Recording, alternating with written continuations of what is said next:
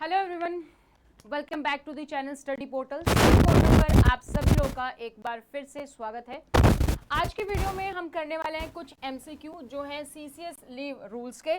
ये आपके admin and finance का टॉपिक है और जो कि आपकी सभी एग्जाम में पूछा जाता है। अगर आप सेंट्रल लेवल प्रिंसिपल या फिर वाइस प्रिंसिपल की तैयारी कर रहे हैं, चाहे ओपन रिक्रूटमेंट के लिए या फिर डिपार्टमेंटल यानी कि एलडीसी के लिए, सब में ये क्वेश्चंस आपके पूछे जाते हैं।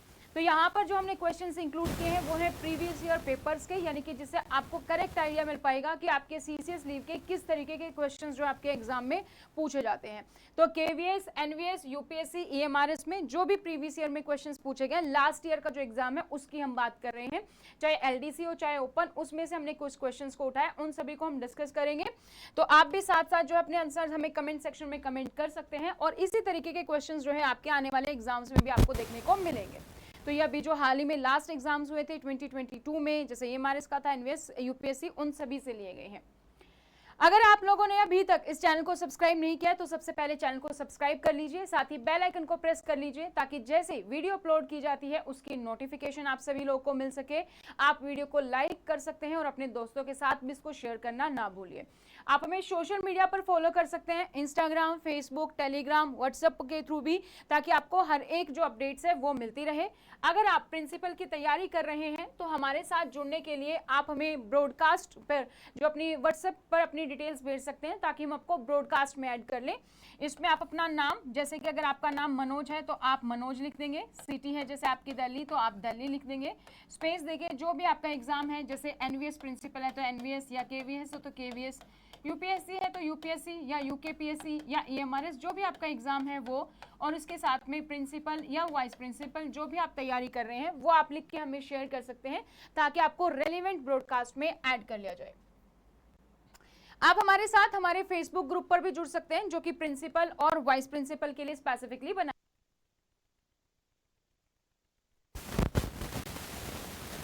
इसके अलावा अगर आप तैयारी कर रहे हैं, अगर आप सेल्फ स्टडी में बिलीव रखते हैं तो अपनी तैयारी अभी से शुरू कर सकते हैं, क्योंकि एनवीएस की बात करें तो एनवीएस की एलडीसी की वैकेंसी आ चुकी है और एनवीएस की ओपन रिक्रूटमेंट जो है 30 जून को इसका एडवर्टाइजमेंट आने वाला है, उसमें काफ़ी सारी वैकेंसी है। तो इस तरीके के एनवीएस के नोट्स होते हैं जिसमें कि आपका पूरा का पूरा सिलेबस कवर किया गया है, ये पूरा आपका बुकलेट होता है। इसी तरीके से ये आपके पास केवीएस की बुकलेट है, अलग अलग बुकलेट्स होती हैं, ये आपके लिए ईएमआरएस, यूपीएससी या फिर यूकेपीएससी, ये सभी नोट्स हिंदी और इंग्लिश मीडियम दोनों में ही अवेलेबल है। इसके साथ साथ हमारा एक क्रैश कोर्स भी है जिसके बारे में हम डिटेल से बात करेंगे, जहां पर कि लाइव क्लासेस होती हैं। आप वो क्रैश कोर्स भी हमारा जो है ज्वाइन कर सकते हैं, सभी के लिए है। तो ये क्रैश कोर्स हमारा शुरू हुआ था 10 मई को। 10 मई को हमने इस कोर्स को शुरू किया था। हमारा टारगेट है कि हम 30 जून तक इसमें पूरा का पूरा सिलेबस कवर करेंगे, ठीक है। आप 10 से 15 दिन जो है आपके रिलैक्सेशन में लेकर जा सकते हैं। इसका पर्पज़ है कि आप अपनी समर वैकेशन को यूज़ करते हैं प्रिंसिपल और वाइस प्रिंसिपल की तैयारी करने के लिए। इसमें हमने 4 एग्जाम्स को कवर किया है, यूपीएससी, केवीएस, एनवीएस और ईएमआरएस, इन चारों एग्जाम्स को इसमें कवर किया गया है। तो इसका एडमिन एंड फाइनेंस और साइकोलॉजी हम इसमें लाइव कर रहे हैं। तो अगर आप इस कोर्स से जुड़ना चाहते हैं तो आप हमारी ऐप डाउनलोड कर सकते हैं या फिर हमें डायरेक्टली हमारे हेल्पलाइन नंबर पर कांटेक्ट कर सकते हैं 8447410108 पर। स्टडी पोर्टल आपको लाइव और रिकॉर्डेड बैच के साथ साथ टेस्ट सीरीज प्रोवाइड करता है, इंटरव्यू बैचेस भी प्रोवाइड करता है और नोट्स आप ऑर्डर कर सकते हैं। तो चलिए फर्स्ट क्वेश्चन से हम अपनी शुरुआत करते हैं। फर्स्ट क्वेश्चन जो कि प्रीवियस ईयर के एग्जामिनेशन से लिया गया है, सीसीएस लीव के टॉपिक से है। Which of the following is और आर करेक्ट, आपको बताना है कि इनमें से कौन सी स्टेटमेंट करेक्ट है। फर्स्ट स्टेटमेंट है when there are no exigencies of work, leave can be claimed as a matter of right। अगर वर्क की कोई इमरजेंसी नहीं है तो हम लीव को as a matter of right claim कर सकते हैं, ठीक है। बाकी सबको क्लियर है? Please let me know, just a sec.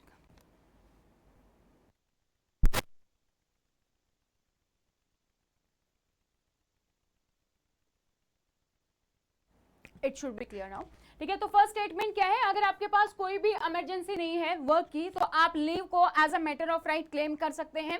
Second है हमारा once granted leave can not be revoked, एक बार अगर लीव ग्रांट हो गई है तो हम उसको रिवोक नहीं कर सकते। इसमें आपको बताना है कि कौन सी स्टेटमेंट करेक्ट है, आपकी करेक्ट आपको बतानी है। तो इसमें आपका कौन सा करेक्ट है? फर्स्ट ऑप्शन है ओनली वन, सेकंड है ओनली सेकंड, थर्ड है आपका बोथ आर करेक्ट या फिर फोर बोथ आर इनकरेक्ट। ये हमारे सीसीएस लीव रूल्स के क्वेश्चन है और जो ये पर्टिकुलर क्वेश्चन है ये हमारे रूल नंबर 7 से है। तो फटाफट से कमेंट सेक्शन में कमेंट करके बताइए कि इनमें से कौन सा स्टेटमेंट आपको करेक्ट लगता है। फर्स्ट स्टेटमेंट कहता है अगर कोई भी वर्क की इमरजेंसी नहीं है तो आप लीव को as a matter of right claim कर सकते हैं। सेकेंड स्टेटमेंट कहता है एक बार अगर लीव दे दी तो हम उसको रिवोक नहीं कर सकते। So which is correct, which statement is correct?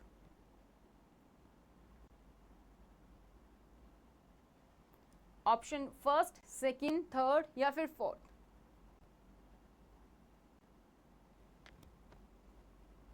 Which is correct?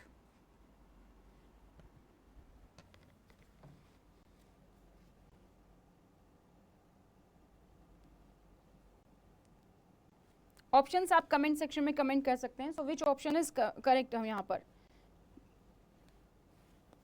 CCS leave rules का रूल नंबर 7 से हमारा ये क्वेश्चन लिया गया है।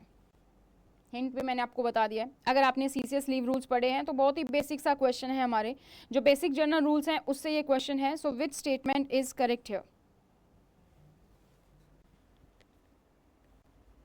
देखो फर्स्ट स्टेटमेंट हमारा कहता है if there are no emergency leave can be claimed as a matter of right.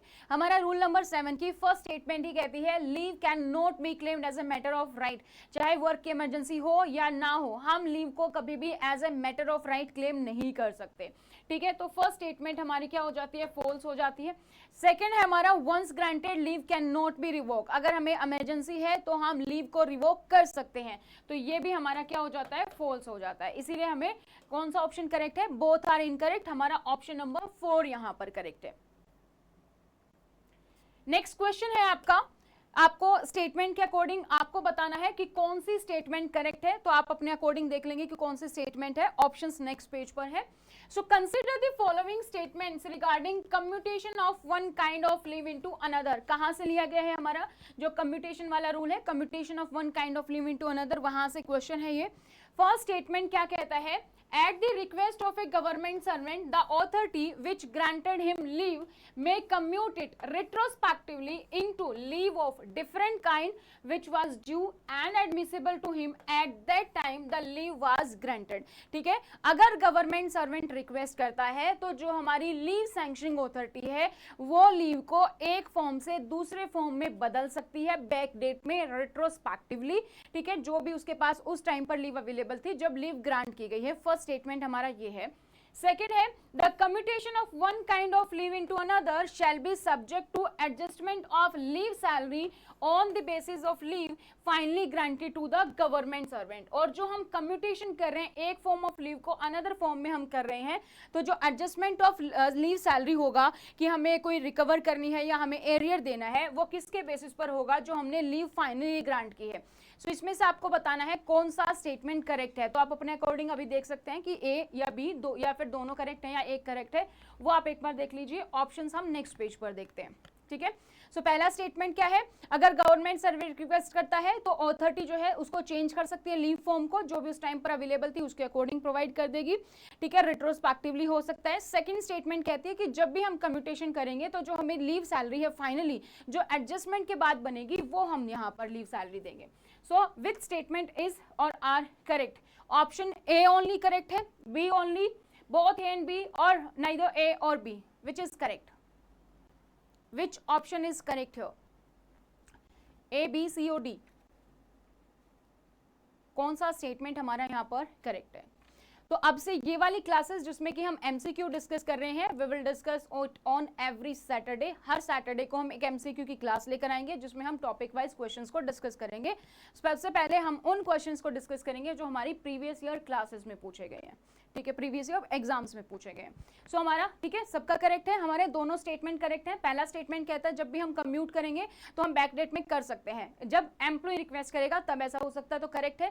Second है एडजस्टमेंट होगी, जैसे मान लीजिए पहले एचपीएल है, पहले हाफ डे सैलरी मिली थी और बाद में ईएल ले ली, फुल डे होगी तो हम एरियर देंगे। इसका अपोजिट है तो हम रिकवरी कर लेंगे। So option 3 both A and B हमारा यहाँ पर करेक्ट है। नेक्स्ट क्वेश्चन है, सिंपल सा क्वेश्चन है, लेकिन हमेशा जो है आपको 2-3 सालों में ये क्वेश्चन रिपीट मिल जाएगा। स्पेसिफिकली केवीएस की अगर आप प्रिपरेशन कर रहे हैं तो केवीएस का तो ये सबसे फेवरेट क्वेश्चन है, ठीक है। So no government servant shall ordinary be granted leave of any kind for a continuous period exceeding.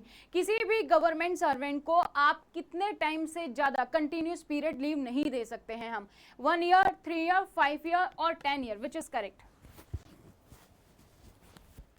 1 year, 3 year, 5 year और 10 ईयर, किसी भी एम्प्लॉय को अगर हमें कंटिन्यूअस लीव देनी है, so what is the maximum duration allowed for this leave? 1 साल, 3 साल, 5 साल या फिर 10 साल? कितने साल की हम कंटिन्यूअस लीव दे सकते हैं? सो हम किसी भी पर्सन को 5 साल तक की कंटिन्यूअस लीव दे सकते हैं। उसके बाद भी अगर एम्प्लॉय लीव पर है तो प्रेसिडेंट के सैंक्शन के बाद हो सकता है। 2 एक्सेप्शन होता है जिस केस में हम नहीं देते, या तो एम्प्लॉय की डेथ हो गई है या फिर एम्प्लॉय मेडिकल रीजंस की वजह से कंटिन्यू नहीं कर सकता, तो हम दे सकते हैं, ठीक है। ऑप्शन 3 हमारा यहाँ पर करेक्ट है। अगेन स्टेटमेंट का क्वेश्चन है, स्टेटमेंट आपको देख लेनी है कि कौन सा करेक्ट है। ऑप्शंस हम नेक्स्ट पेज पर डिस्कस करेंगे। So consider the following statement regarding the entitlement of a government servant to payments during the period of suspension और डीम्ड सस्पेंशन। ये सस्पेंशन और डीम्ड सस्पेंशन का केस है, अगर आपने सीसीए पढ़ा तो वहां से क्वेश्चन है, ठीक है। तो इसमें क्या कहा गया है कि government servant to payments during the period of suspension और डीम्ड सस्पेंशन। तो सस्पेंशन और डीम्ड सस्पेंशन के केस में हम क्या करेंगे? सीसीए लीव का नहीं है, ये हमारा सीसीए ए का क्वेश्चन डल गया है। So for the first 3 months of suspension, he shall be entitled to salary for first half HPL 50% of the pay and in addition dearness allowance on the basis of such pay। तो जो पहले 3 महीने होते हैं suspension के, उस time पर जो हम सैलरी देते हैं वो 50% मिलती है, यानी कि HPL प्लस DA मिलता है। सेकेंड हमारा स्टेटमेंट है for the period after 3 months, 3 महीने के बाद द सब्सिस्टेंस अलाउंस में भी रिड्यूस, उसको रिड्यूस किया जा सकता है 50% up to 25% of the pay if delay is attributable to the government servant. अगर गवर्नमेंट सर्वेंट की वजह से डिले हो रहा है तो हम 50 रिड्यूस करेंगे तो 25% दिया जा सकता है। थर्ड है the government servant shall be entitled to compensatory allowance based on the pay on the date of suspension. Third statement हमारी कहती है कि हम क्या कर सकते हैं, कंपनसेटरी अलाउंस जो हम देंगे यहाँ पर वो as on date of suspension के अकॉर्डिंग एम्प्लॉय को कंपनसेटरी अलाउंस भी दिया जा सकता है। सो आपको पता लगाना है इनमें से कौन सी स्टेटमेंट जो है करेक्ट है, ठीक है। आई होप आपने ये तीनों स्टेटमेंट पढ़ ली हैं। इसके अकॉर्डिंग जो हमारा ऑप्शन है वो आपको बताना है कि कौन सी स्टेटमेंट आपके यहाँ पर करेक्ट है। Option A only, B only, A and C, या फिर तीनों ही करेक्ट है, A B C, which is correct, which statement is correct here.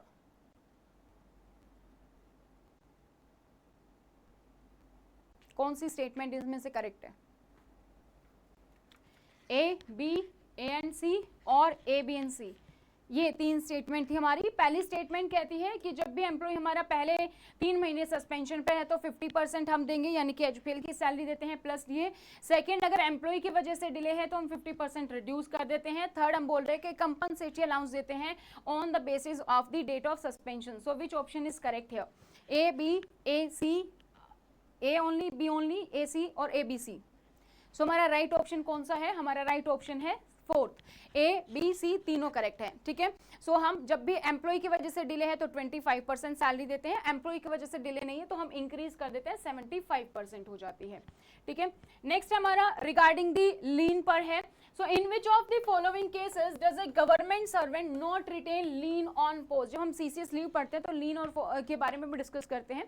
तो यहाँ पर आपको बताना है कि गवर्नमेंट सर्वेंट जो है हमारा किस टाइम पर वो लीन रिटेन नहीं करेगा, ठीक है। Not retain A leave. First case है हमारा during the period he is on extraordinary leave. अगर हमारा एम्प्लॉय एक्स्ट्राऑर्डिनरी लीव पर है तो वो लीन रिटेन नहीं करेगा, लीन उसकी खत्म हो जाएगी।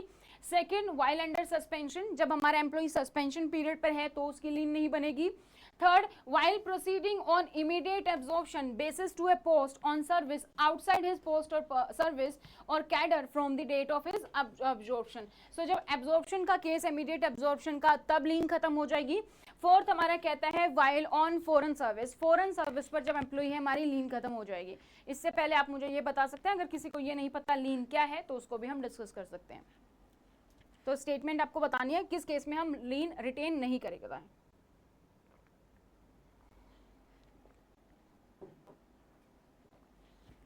कौन सी स्टेटमेंट है? जो कि लीन जहां पर हम क्रिएट नहीं करेंगे, गवर्नमेंट सर्वेंट जो है अपनी लीन को रिटेन नहीं करता है। हाँ, सो लीन हमारा एक टाइटल होता है, ठीक है, लीन हमारा क्या होता है, एक टाइटल होता है।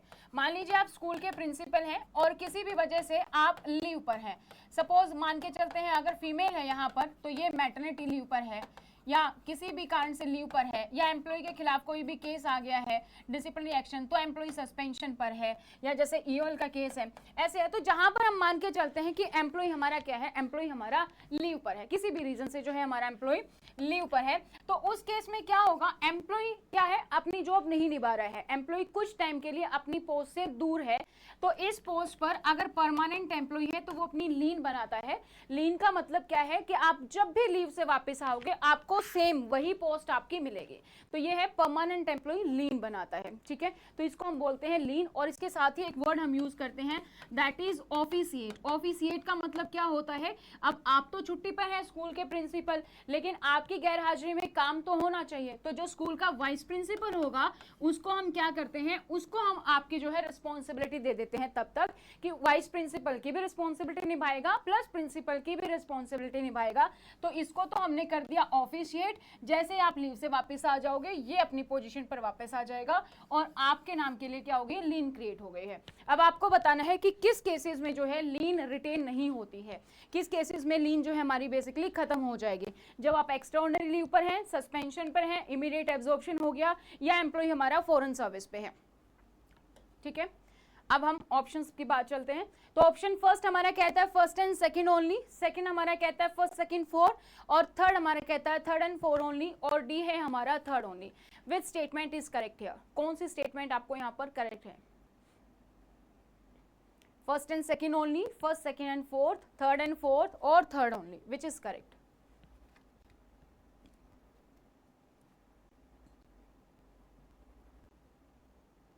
विच स्टेटमेंट इज करेक्ट, जहां पर हम लीन रिटेन नहीं करेंगे। फर्स्ट एक्स्ट्राऑर्डिनरी लीव पर है, सेकंड हमारा एम्प्लॉय जो क्या है सस्पेंशन पर है, थर्ड इमीडिएट एब्जॉर्प्शन है, फोर्थ हमारा फॉरेन सर्विस पर है, ठीक है। फर्स्ट हमारा ईओएल पर है, सेकंड हमारा सस्पेंशन का केस दिया गया है, थर्ड हमारा इमीडिएट एब्जॉर्प्शन का केस है,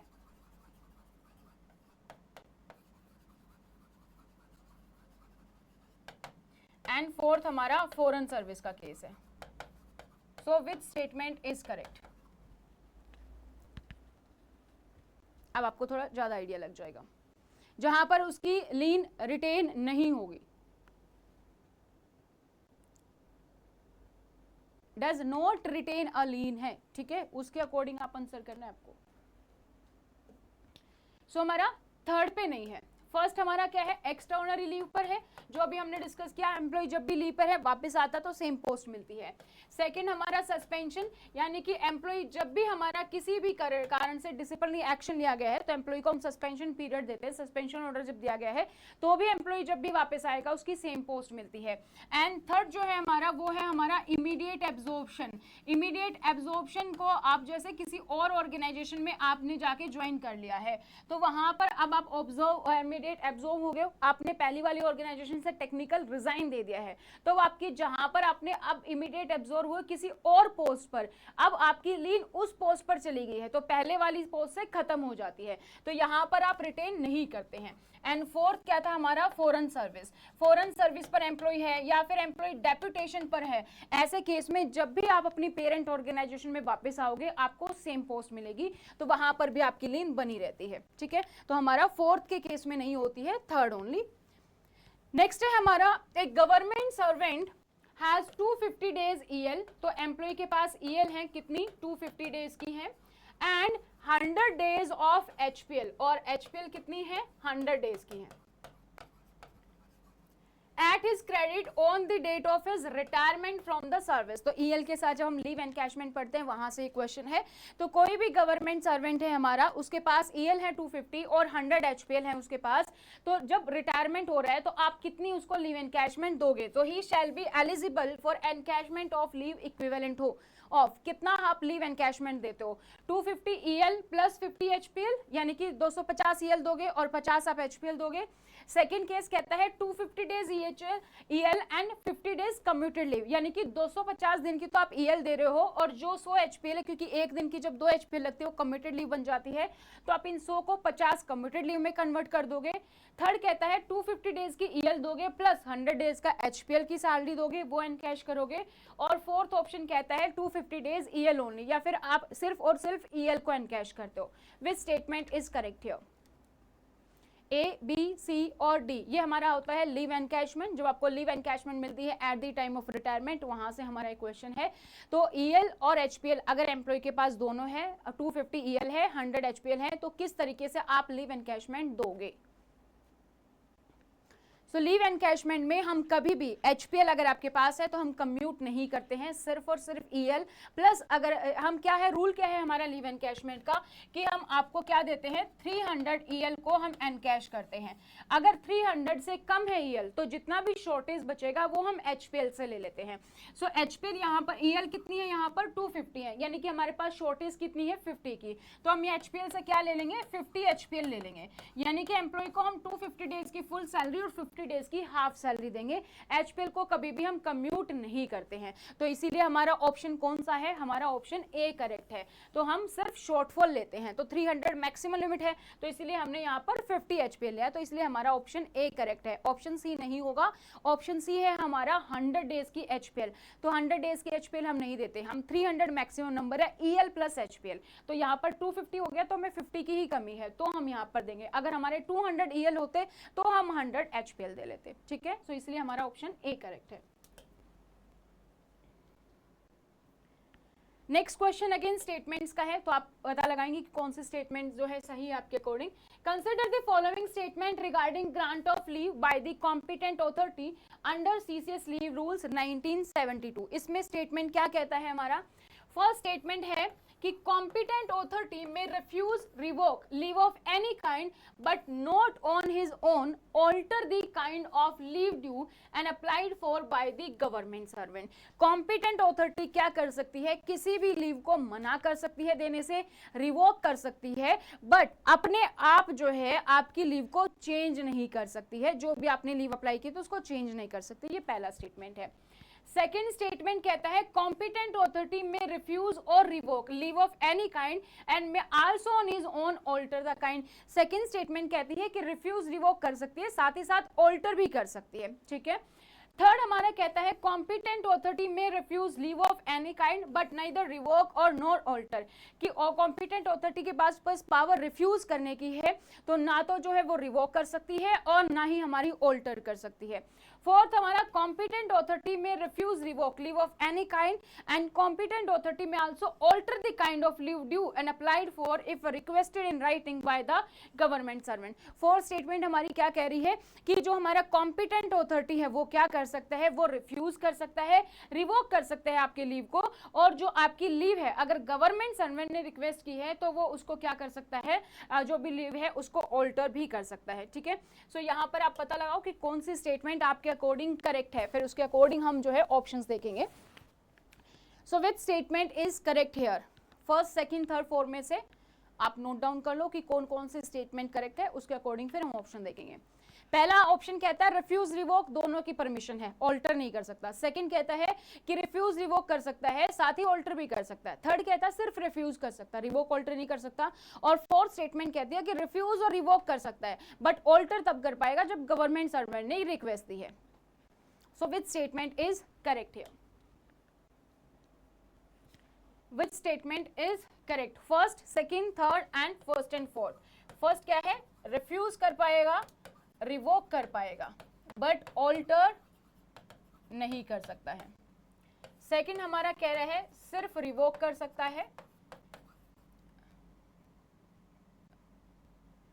एक में ये है एक में बेसिकली है, और रिफ्यूज और ऑल्टर नहीं कर सकता है, ठीक है। एक है हमारी कि रिफ्यूज कर सकता है, रिवोक एंड ऑल्टर नहीं कर सकता है। फोर्थ स्टेटमेंट हमारी कहती है रिफ्यूज भी कर सकता है, रिवोक भी कर सकता है और ऑल्टर भी कर सकता है अगर गवर्नमेंट सर्वेंट ने जो है रिक्वेस्ट की है तो। So which statement is correct here? तो हमारे यहाँ पर कौन से स्टेटमेंट है, फर्स्ट हमारी करेक्ट है कि ऑथोरिटी जो है हमारी उसके पास 3 पावर होती है, वो आपकी लीव को एक्सेप्ट कर सकता है, आपकी लीव को मना कर सकता है, रिफ्यूज कर सकता है, रिवोक कर सकता है। जब आपकी लीव ऑलरेडी सैंक्शन है तो आपको इमरजेंसी के केस में वापस बुला सकता है, बट ऑल्टर नहीं कर सकता, ये परमिशन नहीं है, ठीक है। तो फर्स्ट स्टेटमेंट हमारी करेक्ट है, तो ये वाली हमारी करेक्ट है, ये दोनों हमारी इनकरेक्ट है। फोर्थ हमारी क्या कहती है कि ऑल्टर कब कर सकता है, जब गवर्नमेंट सर्वेंट ने रिक्वेस्ट दी हो, ठीक है। तो ऑल्टर तभी हो पाएगी जब गवर्नमेंट सर्वेंट रिक्वेस्ट करता है। तो हमारा फर्स्ट एंड फोर्थ दोनों ही ऑप्शन हमारे यहाँ पर करेक्ट है, सो ऑप्शन डी करेक्ट है। नेक्स्ट है हमारा consider the following statement regarding casual leave. Casual leave के रिगार्डिंग आपको बताना है कौन सा स्टेटमेंट करेक्ट है। फर्स्ट है casual leave is not a recognized form of leave, casual leave हमारी एक रिकॉग्नाइज्ड फॉर्म ऑफ लीव नहीं है। सेकंड है an official on casual leave is not treated as absent from the duty, जब भी हमारा कोई एम्प्लॉय कैजुअल लीव पर है तो हम उसको ड्यूटी से एब्सेंट नहीं कंसिडर करते हैं। Third, casual leave can B combined with joining time, casual leave को हम ज्वाइनिंग टाइम के साथ कंबाइन कर सकते हैं। Fourth, casual leave can B combined with earn leave, casual leave को हम अर्न लीव के साथ कंबाइन कर सकते हैं। So which of the following statement are correct, आपको बतानी है कौन सी करेक्ट है। First and second, first third and fourth, second and fourth correct है या फिर फर्स्ट सेकंड थर्ड फोर्थ दोनों ही करेक्ट है, चारों ही करेक्ट है। Which statement is correct here regarding the casual leave? Casual leave के लिए आपकी कौन कौन सी स्टेटमेंट है जो करेक्ट है यहाँ पर। पहला, casual leave not recognized form of leave है। सेकंड, हम उसको एब्सेंट ट्रीट नहीं करते हैं। थर्ड, ज्वाइनिंग टाइम के साथ कंबाइन कर सकते हैं। और फोर्थ कहता है अर्न लीव के साथ कंबाइन कर सकते हैं। Which is correct, A B C और डी, करेक्ट बताना है।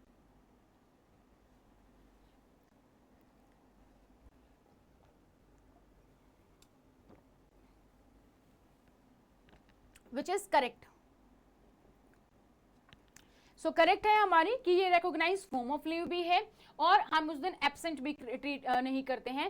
कैजुअल लीव को हम किसी भी लीव के साथ कंबाइन नहीं कर सकते, ज्वाइनिंग टाइम के साथ कंबाइन नहीं कर सकते, अर्न लीव के साथ कंबाइन नहीं कर सकते। सो करेक्ट ऑप्शन हमारा क्या है, फर्स्ट एंड सेकंड ही हमारा करेक्ट है, थर्ड फोर्थ हमारा गलत है। तो ऑप्शन फर्स्ट हमारा करेक्ट है यहाँ पर। नेक्स्ट है हमारा अबाउट द रिल लीव के बारे में। So which of the following is not true with regard to work related illness and injury leave, कौन सी लीव है हमारी जो रिल के मामले में सही नहीं है। रिल हमारी क्या होती है, work related illness and injury leave. So first statement कहती है full pay and allowance to all such employees during hospitalization, जब भी एम्प्लॉय हमारा हॉस्पिटलाइज होता है तो उतने दौरान की उसको फुल पे एंड अलाउंस मिलता है। सेकेंड हमारा कहती है स्टेटमेंट कि for personal of central armed police force below the rank of officer full pay and allowance without any limit, और जो ऑफिसर से बिलो लेवल के होते हैं अगर आर्म फोर्स की बात करें तो वहां पर उनको फुल पे एंड अलाउंस मिलता है बिना किसी लिमिट के। थर्ड हमारा कहता है period of reel counts for EL और एचपीएल, जो हमारा रिल पीरियड है हम उस टाइम पर ईएल और एचपीएल भी क्रेडिट करते हैं। आपको क्या बताना है कौन सी स्टेटमेंट करेक्ट नहीं है, which is not true. First only, second only, third only या फिर सारी की सारी स्टेटमेंट करेक्ट है। विच स्टेटमेंट इज नॉट ट्रू बताना है आपको। So what will be the right answer, which option is correct here. हमारा रिल क्या कहता है कि जब भी अगर हम सिविल एम्प्लॉय की बात करें तो एम्प्लॉय जब तक हॉस्पिटलाइज पर है उसको फुल पे अलाउंस देते हैं, उसके बाद आफ्टर हॉस्पिटलाइजेशन 6 मंथ्स तक फुल पे अलाउंस देते हैं, उसके बाद 12 मंथ्स तक हम एचपीएल देते हैं। तो पहली स्टेटमेंट तो हमारी करेक्ट है कि हम फुल पे एंड अलाउंस देंगे जब तक एम्प्लॉय हॉस्पिटलाइज रहेगा। आर्म फोर्स के केस में जब भी हमारा एम्प्लॉय कोई ऑफिसर से बिलो रैंक का है तो हम बिना किसी लिमिट के, चाहे हॉस्पिटलाइज है चाहे उसके बाद जो है जरूरत है लीव की, तो हम बिना किसी लिमिट के विदाउट एनी लिमिट उसको पूरा फुल पे अलाउंस देते हैं। तो हमारा सेकंड भी करेक्ट है। थर्ड हमारा कहता है कि the period of reel counts for EL and HPL, एक यही लीव है जिस दौरान हम एम्प्लॉय को ईएल और एचपीएल नहीं देते हैं। जब भी एम्प्लॉय रिल पे है उस दौरान ना तो उसको ईएल मिलेंगी ना एचपीएल क्रेडिट होंगी बेसिकली, ठीक है। तो इस पीरियड को हम ईएल और एचपीएल क्रेडिट नहीं करते हैं। सो हमारी थर्ड स्टेटमेंट जो है वो हमारी नॉट ट्रू है, सॉरी ठीक है नहीं, ये वाली भी हमारी क्या है ट्रू है। तो काउंट लिखा है तो हम इसको काउंट करते हैं, ट्रू पूछा गया तो ये भी हमारा क्या है हम काउंट करते हैं। तो हमारी तीनों की तीनों स्टेटमेंट जो हमारी है करेक्ट है। So option D, all statements are true, ठीक है।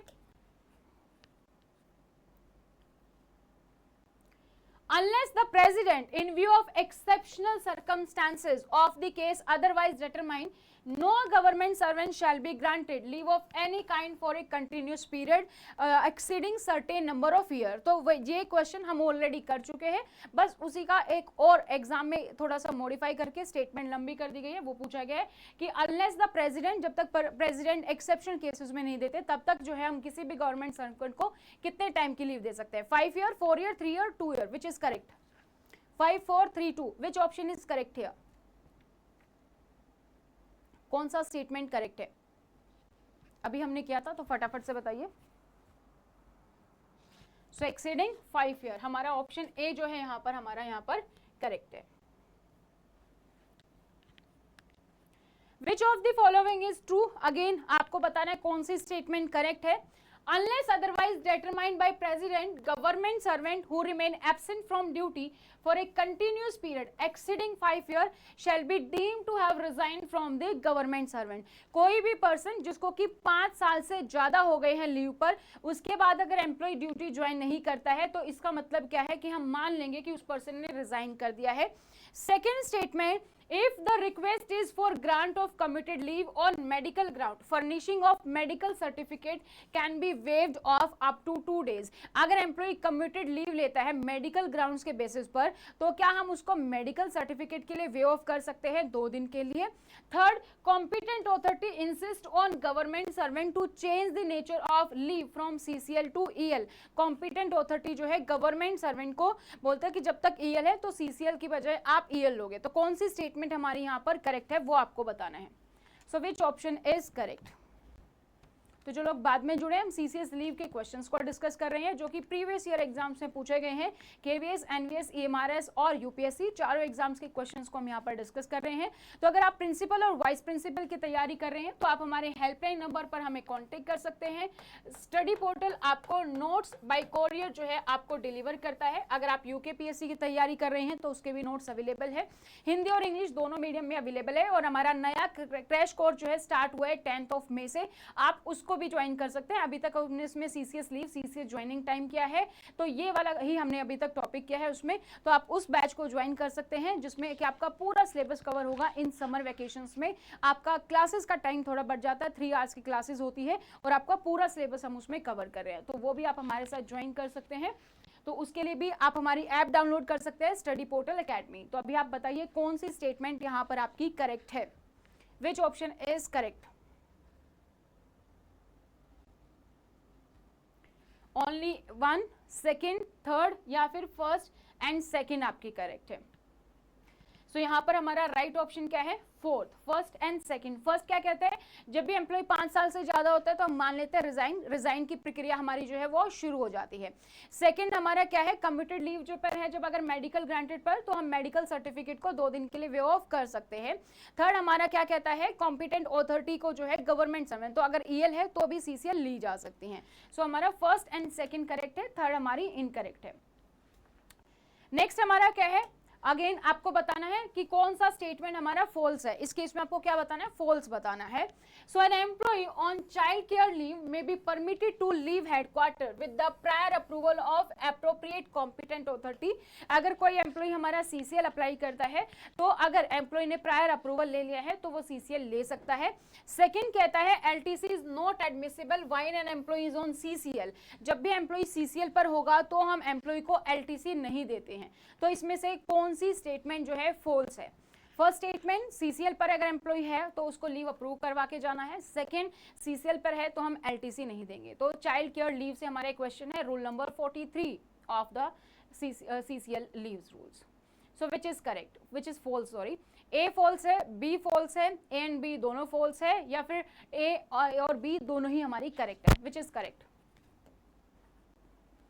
सो पहला स्टेटमेंट कि एम्प्लॉय हमारा जो है सीसीएल पर जाएगा, ठीक है, जब हमारे can be permitted to leave headquarter with the prior approval of the competent authority.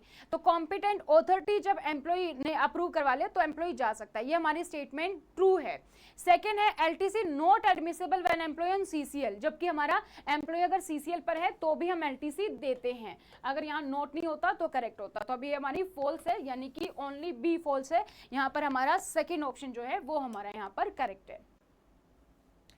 Next question है हमारा, unless the president in view of exceptional circumstances of the case otherwise determined, no government servant who is not in a permanent or quasi permanent employee shall be granted extraordinary leave on any one occasion in excess of certain number of months. Choose the option containing the prescribed number of months. तो यहाँ पर आपको बताना है कोई भी employ जो हमारा परमानेंसी या नॉन क्वासी परमानेंसी में नहीं है तो उसको अगर हम एक्स्ट्रा ऑर्डिनरी लीव देते हैं एक ओकेजन पर तो कितने नंबर ऑफ डेज की हम दे सकते हैं।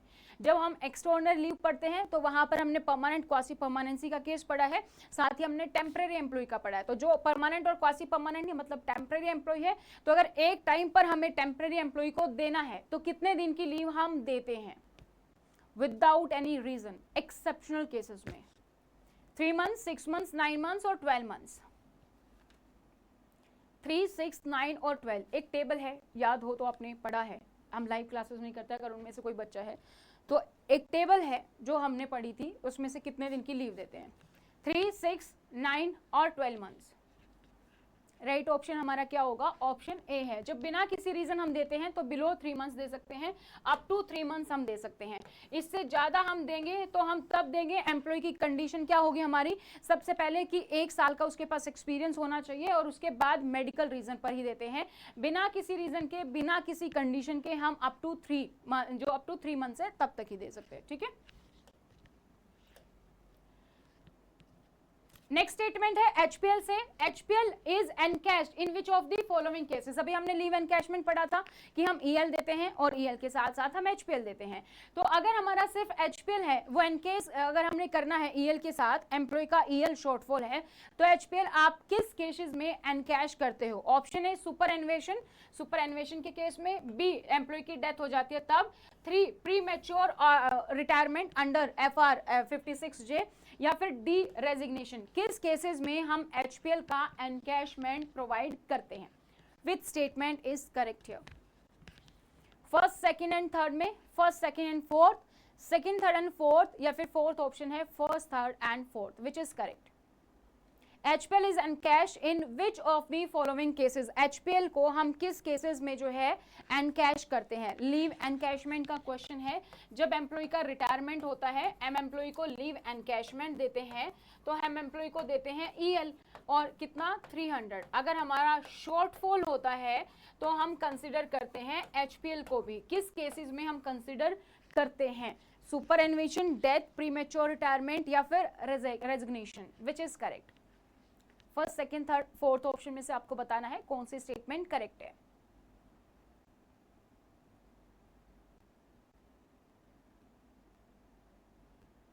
लीव एनकैशमेंट जो है हमारा, ईएल हम 300 देते हैं, उसके बाद हम एचपीएल जो है शॉर्टफॉल में हम कंसिडर करते हैं। लेकिन कुछ केसेस हम लीव एनकैशमेंट में पढ़ते हैं कि जहां पर हम एचपीएल कंसिडर नहीं करते हैं, वो कौन सा केस है वो आपको आइडेंटिफाई करना है। तो किन किन केसेस में हम एचपीएल देंगे, superannuation, death, premature retirement और रेजिग्नेशन। सुपर एन्वेशन आपकी retirement at the age prescribed by the government, यानी कि 60 ईयर की एज में अगर आप रिटायरमेंट ले रहे हो तो लीव एनकैशमेंट मिलता है। सेकंड, एम्प्लॉय की डेथ हो जाती है तो भी लीव एनकैशमेंट मिलता है, अगर शॉर्टफॉल है तो हम एचपीएल काउंट करते हैं। 3 है प्रीमेच्योर रिटायरमेंट, चाहे फोर्स रिटायरमेंट है, गवर्नमेंट ने आपको बोला रिटायरमेंट लेने को या आपने खुद से वीआरएस लिया है तो भी हम देते हैं। अगर आपने खुद से रिजाइन कर दिया, अपनी सर्विसेज को टर्मिनेट कर दिया है तो हम एचपीएल नहीं देते, हम सिर्फ और सिर्फ ईएल को ही एनकैश करते हैं। तो फर्स्ट, सेकंड, थर्ड जो हमारा स्टेटमेंट है वो हमारा यहाँ पर करेक्ट है।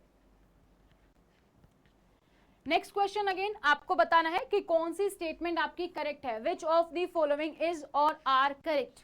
फर्स्ट है child care leave is admissible to female employee, जो हमारी चाइल्ड केयर लीव है वो हम सिर्फ और सिर्फ फीमेल एम्प्लॉयज को देते हैं।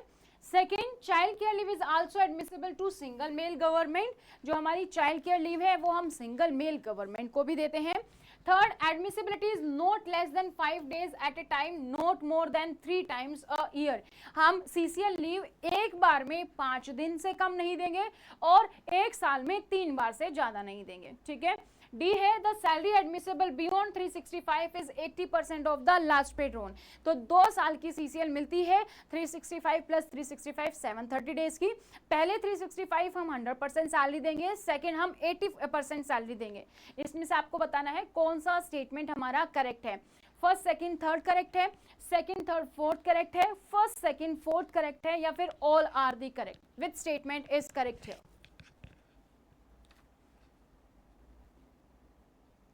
सीसीएल लिव का क्वेश्चन है, अगेन रूल नंबर 43 से क्वेश्चन है।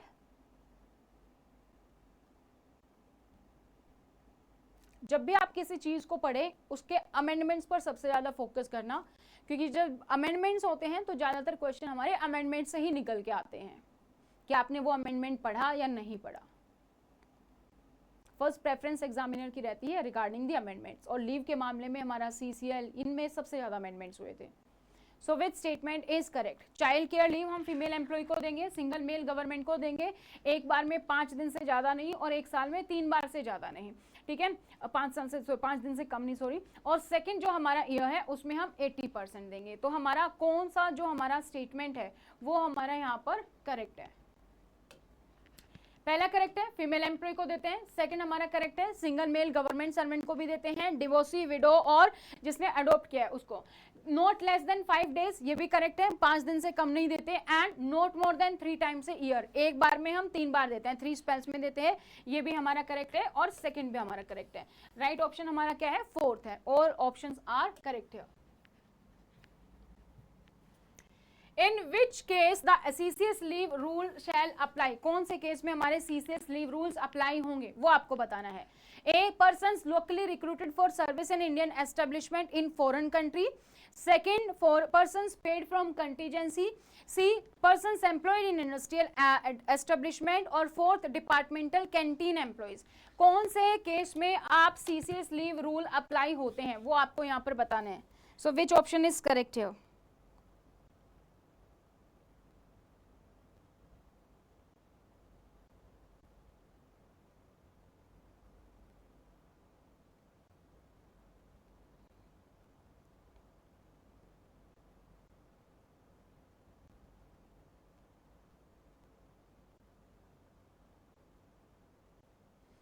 किस केस में सीसीएस लीव रूल हमारे अप्लाईकेबल नहीं होते हैं, सॉरी किस केस में अप्लाई होंगे, ये क्वेश्चन है यहाँ पर।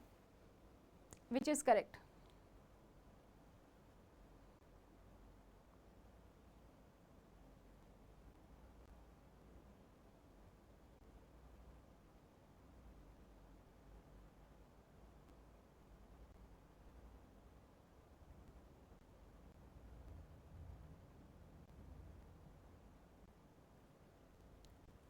सो हमारा पर्सन जो कि फॉरेन कंट्रीज में, उस पर वो एक्सेप्शन है, बाकी तीनों पे तो इस पर हमारे अप्लाईकेबल होंगे। कंटीजेंसी फंड ऑफ इंडिया से जिसको भी सैलरी मिलती है उस पर हमारे लीव रूल अप्लाई नहीं होते।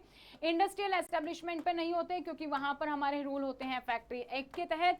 एंड जो डिपार्टमेंटल कैंटीन एम्प्लॉई हैं उन पर हमारे हमारे नहीं होते। तो हमारे किस पर है, उनके सेपरेट रूल्स होते हैं। तो ये वाला रूल्स है जहां पर हम एम्प्लॉय को अप्लाई कर सकते हैं अगर एम्प्लॉय हमारा लोकली रिक्रूटेड है फॉर द सर्विस। तो नेक्स्ट आपको बताना है, maternity leave is not admissible in case of. Maternity leave किस केस में हम नहीं देते हैं। Option A, threatened abortion, B, unmarried government servant, C, widow government servant, और डी, इंड्यूस अबॉर्शन। किस केस में हम मैटरनिटी लीव नहीं देते हैं। Not admissible case of maternity leave, threatened abortion, unmarried government servant, widow government servant और induce abortion. Which is correct. कब नहीं देंगे।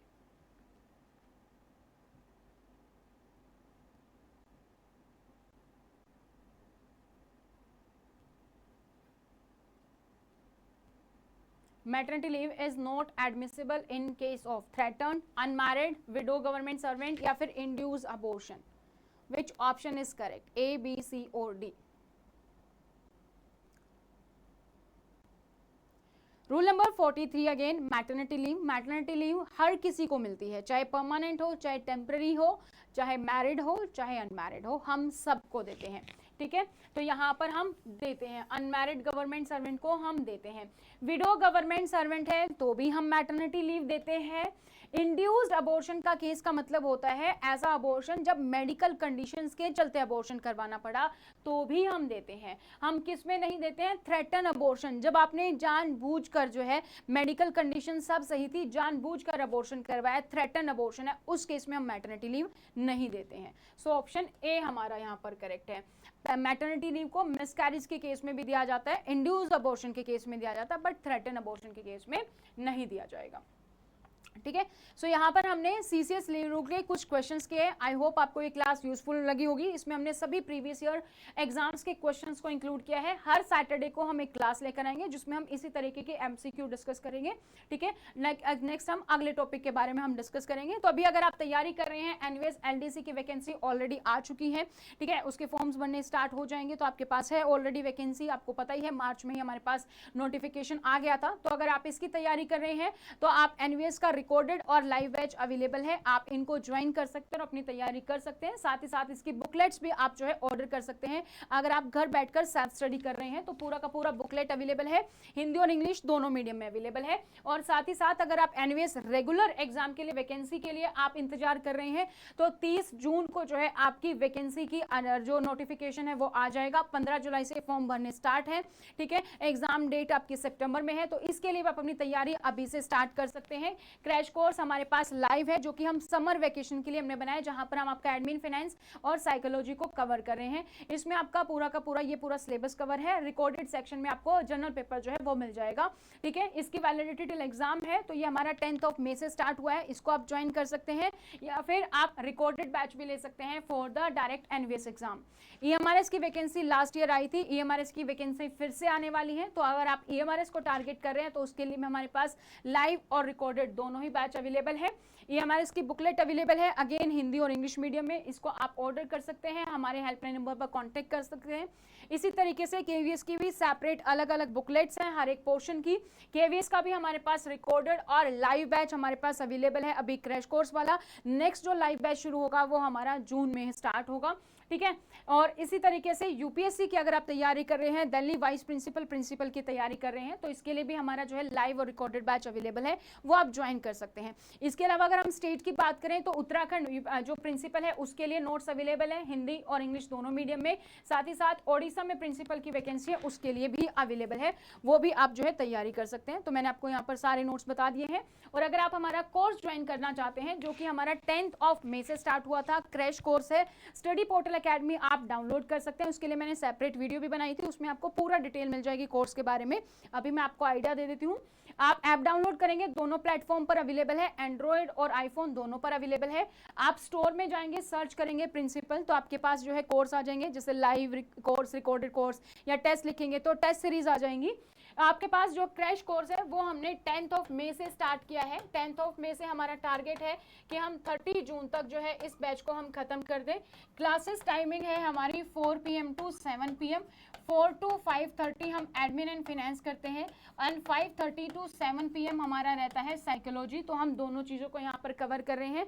इसके साथ हम इसमें कवर करेंगे एडमिन एंड फाइनेंस कवर कर रहे हैं, साइकोलॉजी कवर कर रहे हैं, एंड ऑफिस प्रोसीजर जो आपका पोर्शन है उसको हम कवर कर रहे हैं। तो ये चारों एग्जाम के लिए इंपॉर्टेंट है आपका केवीएस भी, एनवीएस, यूपीएससी और ईएमआरएस या फिर एलडीसी, सभी के लिए जो है ये आपका इंपॉर्टेंट है। इस बैच को आप ज्वाइन कर सकते हैं। इस बैच का प्राइस है 20,000। तो आप इसकी मंडे टू फ्राइडे क्लासेस होती हैं, इसको आप ज्वाइन कर सकते हैं। इसमें आपको नोट्स भी फ्री ऑफ कॉस्ट मिलेंगे, hard copy notes plus test series भी आपकी इसमें इंक्लूड रहेंगे। अगर आप कोर्स परचेज करते हैं तो आपको कैसे परचेज करना है, आप ऐप पर जाएंगे, जो भी कोर्स आप परचेज करना चाहते हैं उसको आप सेलेक्ट करेंगे, गेट दिस कोर्स पर क्लिक करेंगे। अगर आपके पास आईफोन है तो बाय नाउ ऑप्शन आएगा, आप डायरेक्टली पेमेंट वहां से कर सकते हैं। अगर आपके पास एंड्रॉइड फोन है तो यहाँ पर आएगा आई एम इंटरेस्टेड, इस पर आपको क्लिक करना है। क्लिक करने के बाद आपको व्हाट्सएप पर यूर लर्निंग ऐप पर सारी की सारी डिटेल्स आपके पास आ जाएंगी, आपने किस कोर्स को सर्च किया है और उसकी पेमेंट का लिंक आपके पास आ जाएगा। इस पेमेंट के लिंक पर आप क्लिक करेंगे तो आपके पास ये इंटरफेस खुल जाएगा। रेजर पे का है, बिल्कुल सेफ है। आप यहाँ पर पेमेंट करेंगे, पेमेंट करने के बाद आपको वापस जो है आप अपनी ऐप पर आ जाएंगे, वहां पर आपको आपके कोर्स की स्लिप मिल जाएगी और अपने कोर्स को आप एक्सेस कर पाएंगे। आप जैसे ही कोर्स परचेज करते हैं उसके बाद आपके पास हमारा व्हाट्सएप नंबर है 8447410108। इस नंबर पर आप हमें अपना एड्रेस सेंड कर देंगे ताकि आपको जो नोट्स है वो आपको जो है डिलीवर किया जा सके। ठीक है, तो यहाँ पर मैंने आपको पूरी डिटेल बता दी है। तो notes, live courses, recorded batches सब अवेलेबल है। तो हमारा हेल्पलाइन नंबर आप सेव कर सकते हैं स्टडी पोर्टल या फिर डॉक्टर विजय के नाम से। यहाँ पर आपको पूरी डिटेल मिल जाएंगी। नेक्स्ट क्लास में हम डिस्कस करेंगे किसी और टॉपिक से प्रीवियस ईयर के क्वेश्चंस। ठीक है, ये आइडिया था कि इस टाइप के क्वेश्चंस आपको आपके एग्जाम्स में देखने को मिलेंगे। लेटेस्ट पैटर्न के अकॉर्डिंग है, यानी कि जो लास्ट एग्जाम्स हुए थे UPSC, NVS, KVS, EMRS, LDC open दोनों, उनके क्वेश्चंस को हमने यहाँ पर इंक्लूड किया है। आई होप ये वीडियो आपके लिए यूजफुल रही होगी। तो आप अपने फ्रेंड सर्कल में भी इसको जरूर से शेयर करें, वीडियो को लाइक करें और आप हमारे साथ हमारे सोशल मीडिया प्लेटफॉर्म पर जुड़ सकते हैं। ठीक है, आप हमारे फेसबुक ग्रुप को ज्वाइन कर सकते हैं और अगर आप अपने कलीग्स को रेफर करना चाहते हैं स्टडी पोर्टल के लिए तो वो भी आप रेफर कर सकते हैं। तो आज के लिए इतना ही। Thank you so much, bye bye, take care, see you in the next video.